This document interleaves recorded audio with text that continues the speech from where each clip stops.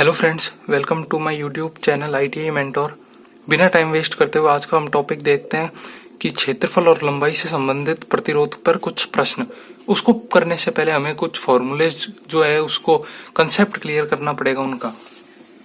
First जो हमारा formula है वो है R = रो एल अपॉन है। रो है प्रतिरोधकता, एल है लंबाई, ए है क्षेत्रफल, यहाँ पे रो सेम। इन प्रश्नों को हम वहां इस फॉर्मूले को वहां अप्लाई करेंगे जहां पे हमारे को लेंथ और एरिया मतलब लंबाई और क्षेत्रफल किसी भी पदार्थ का दोनों दिए हुए हों जब क्वेश्चन में। सेकंड फॉर्मूला जो हमारा आता है वो है R1/R2 = L1 का स्क्वायर अपॉन L2 का स्क्वायर। कैसे है देखो, इसमें कंडीशन होगी, पहले वो बोलेगा कि एक तार है, उसको हमने खींचा, उसके बाद क्या हुआ, उसकी लंबाई मतलब दुगनी कर दी, तब क्या होगा देखो। R1 = रो L1 अपॉन A1, मतलब ये पहले की कंडीशन है जब उसका रेजिस्टेंस था यानी प्रतिरोध था R1। R2 कब है, रो L2 अपॉन A2। ये R2 तब आएगा जब हमने खींच के उसकी लंबाई जो है वो डबल कर दी। अब ऐसे प्रश्नों में क्या होता है, वॉल्यूम मतलब आयतन हमेशा सेम रहता है, यानी कि V = A × L, मतलब वॉल्यूम हमेशा होता है एरिया इंटू लेंथ। यहाँ से देखो एरिया = क्या हो गया, वॉल्यूम अपॉन लेंथ। R1 = रो L1 upon V upon L1 और R2 = रो L2 V अपॉन L2। इसको जब R1 अपॉन R2 करेंगे हम तो हमारे पास जो फॉर्मूला निकल के आया वो आया R1/R2 = L1 का स्क्वायर अपॉन L2 का स्क्वायर। थर्ड फॉर्मूला जो हमारा आता है वो है R1/R2 = A2 का स्क्वायर अपॉन A1 का स्क्वायर। इसमें भी वही कंडीशन है, पहले की कंडीशन हम देखेंगे कि पहले प्रतिरोध क्या था और बाद में प्रतिरोध क्या हो गया जब हमने उसका एरिया बढ़ाया या घटाया। इसमें भी वही है, वॉल्यूम बराबर एरिया इंटू लेंथ। यहाँ पे बस एल की वैल्यू हमने इस फॉर्मूले पर पुट करी तो हमारे पास ये जो है फॉर्मूला निकल के आया R1/R2 = A2 का स्क्वायर अपॉन A1 का स्क्वायर। अब यहाँ आपको कंफ्यूजन हो रहा है कि इन फॉर्मूलों को अप्लाई कैसे करेंगे। देखो, जिन क्वेश्चनों में हमें दे रखा हो कि आपने लंबाई को बढ़ाया और लंबाई डबल कर दी या ट्रिपल कर दी, तो ऐसी कंडीशन में वहां पे एरिया की कोई भी बात नहीं हुई, यानी कि वॉल्यूम सेम रहा है। तो ऐसे प्रश्नों में जहां लेंथ दी हुई हो उसमें तो हम लगा देंगे ये फॉर्मूला, और जहां ऐसे क्वेश्चन जहां पे आपको बोल रखा हो कि एरिया जो डबल हो गया या ट्रिपल हो गया, ऐसे क्वेश्चनों में हम लगा देंगे सेकंड, यानी R1/R2 = A2 का स्क्वायर अपॉन A1 का स्क्वायर का फॉर्मूला। अब ऐसे क्वेश्चन में हमें एक बात ध्यान रखनी होगी कि जो वॉल्यूम यानी आयतन है वो हमेशा समान रहे। अब बात करते हैं हमारे थर्ड फॉर्मूला की, जो है R1/R2 = L1 अपॉन L2। ये कैसे आएगा, जब आपको क्वेश्चन में कह दे कि एरिया इक्वल है या फिर कह दे डायमीटर इक्वल है या फिर कह दे वो रेडियस इक्वल है, तब हम ये फॉर्मूला कैसे डिराइव करते हैं। देखो, ये पहले की कंडीशन है और ये बाद की कंडीशन है। वो ऐसे कहेगा आपको कि लेंथ डबल कर दी, तो ऐसे में क्या होगा देखो, L1 ये रो L1 अपॉन A1 ये, और R2 बराबर रो L2 अपॉन A2। R1/R2 को जब आप सॉल्व करोगे तो ये देखो A1 और A2 है। अब A1 बराबर A2 ऐसे क्वेश्चन में, तो यहां से हमने निकाला, फाइंड आउट करा कि R1/R2 = L1 अपॉन L2 आएगा। चौथा फॉर्मूला जो आता है वो हमारा आता है कि R1/R2 = A2 अपॉन A1। ऐसे फॉर्मूले इसमें होएगा कि एक्चुअली इसमें आपको कह देगा कि लेंथ इक्वल है, एरिया ना इक्वल होके वो कह देगा लेंथ बराबर है, तब हम ये फॉर्मूला अप्लाई करेंगे। और फिफ्थ मतलब जो हमारा मोस्ट इंपॉर्टेंट फॉर्मूला है वो याद रखो आप, फॉर्मूला तो नहीं है ये, एक्चुअली रिलेशन है रोधन प्रतिरोध और लंबाई के बीच में। रोधन प्रतिरोध जिसको आप जानते होगे इंसुलेशन रेजिस्टेंस के नाम से, ये क्या होता है, विद्युत क्रमानुपाती यानी इनवर्सली प्रोपोर्शनल होता है लंबाई के। ये मेगा ओम में नापा जाता है, मैगर की सहायता से नापा जाता है, आपको ध्यान हो तो। और मैगर 160 RPM पे घुमाते एक जनरेटर होता है जिसको सप्लाई की जरूरत नहीं पड़ती। चलो फिर हम इन क्वेश्चंस जो देख लेते हैं जो कि फॉर्मूले से रिलेटेड है। ये हमारा जो फर्स्ट क्वेश्चन है ये हमारा रिलेटेड है फर्स्ट फॉर्मूले से। देखते हैं कैसे। एक तार का रेजिस्टेंस 6 ओम है। इस तार का रेजिस्टेंस यानी प्रतिरोध क्या होगा, जो इस तार से 3 गुना लंबी है और क्रॉस सेक्शन एरिया में आधे। ये कहना चाह रहा है कि एक तार था, उसका प्रतिरोध था 6 ओम। अब एक इसने क्या तार को खींचा जिससे उसकी लंबाई होगी 3 गुना और क्रॉस सेक्शन एरिया यानी कि क्षेत्रफल हो गया आधा। तो अब उस नए तार का प्रतिरोध बताओ। ऐसे क्वेश्चन में जब मैंने कहा था कि जब दोनों में बदलाव हुआ यानी कि लंबाई में भी और क्षेत्रफल में भी, तो पहले आप जो फॉर्मूला है वो अप्लाई करते हैं। आप देखो कैसे अप्लाई करते हैं। इसमें जो भी चीज आपको दी गई हो पूरी उसको मान लो 1 हमेशा। जैसे R1 मान लिया आपने 6 ओम यानी पहले की कंडीशन, L1 मान लिया हमने L और A1 मान लिया A, यानी कि लंबाई पहले थी L और पहले जो क्षेत्रफल था वो था A। अब ये बोल रहा है कि आपको एरिया ज्ञात करना है नया वाला, यानी उसको मान लिया मैंने R2, वो हमें पता नहीं इसलिए क्वेश्चन मार्क लगा दिया यहाँ पे। अब L2 हमारा है वो क्या है, पहले की लंबाई का 3 गुना है, ठीक है, पहले एल थी तो अब कितनी हो जाएगी 3L। और जो हमारा A2 है यानी कि अब नया एरिया है वो कितना है, वो पहले से आधा कर दिया, यानी कि पहले A था अब उसका आधा कर दिया। अब देखो R1 is equal to row L1 upon A1 होगा और R2 is equal to row L2 upon A2 होगा, यानी कि पहले की कंडीशन में, और ये बाद में जब हमने 3 गुना लंबा कर दिया और जो क्षेत्रफल था वो आधा कर दिया। वैल्यूज पुट करो, R1 कितना है 6 ohm is equal to rho L upon A, rho L। ये देखो इसमें एक बात याद रखना, जब भी ऐसे फॉर्मूले या मतलब कहेगा लंबाई बदल रही है या फिर क्षेत्रफल में कमी आ रही है, बढ़ोतरी आ रही है, इसमें क्या हमेशा रो यानी प्रतिरोधकता जो होगी वो हमेशा सेम होगी, क्योंकि किसी भी पदार्थ समान पदार्थ की प्रतिरोधकता हमेशा समान ही रहती है। ठीक है, अब R2 में भी यहाँ पे भी इसको वैल्यूज पुट कर दो तो ये क्या आया, R2 equals to 3L upon A/2।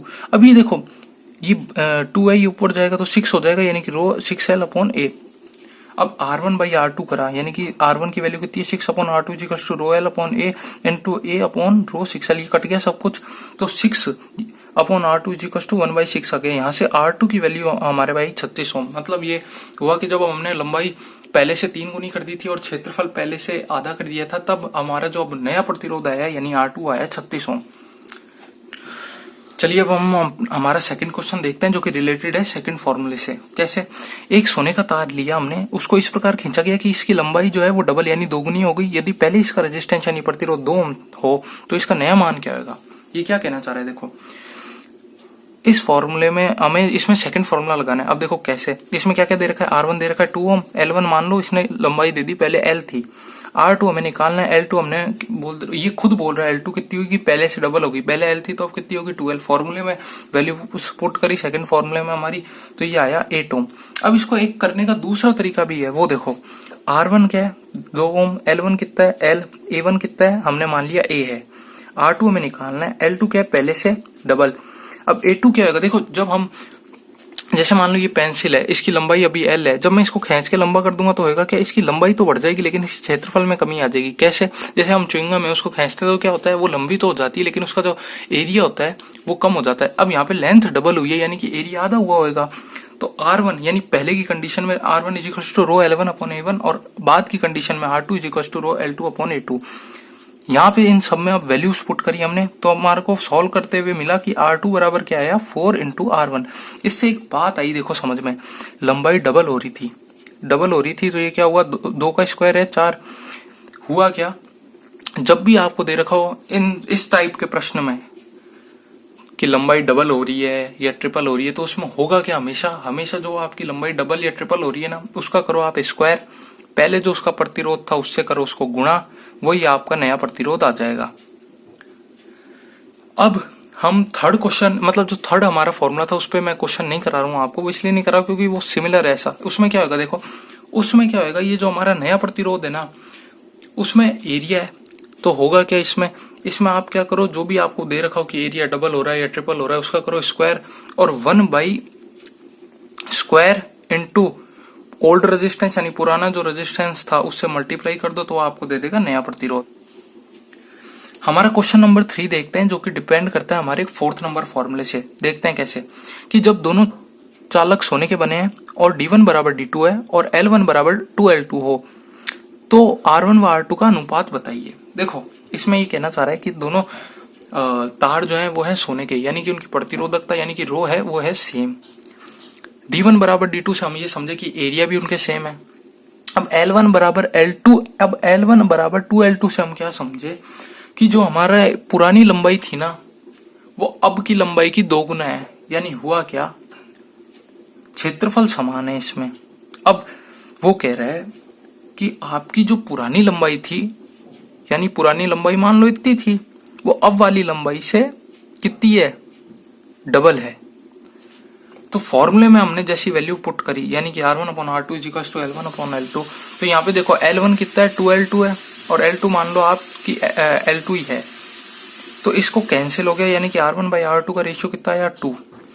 अब मेरा एक बहुत ही ज्यादा फेवरेट क्वेश्चन जो कि डिपेंड है हमारे इंसुलेशन वाले कंसेप्ट पे।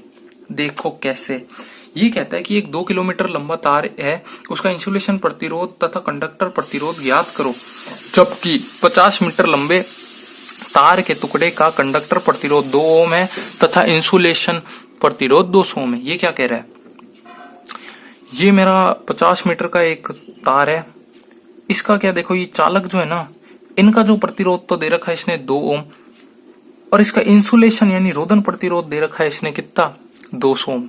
तो देखो इसका सब कुछ दे रखा है इसने, तो मैं इसी को क्यों ना मान लूं फर्स्ट हमारी जितनी भी टर्म है, यानी कि L1 कितनी मान ली मैंने 50 मीटर।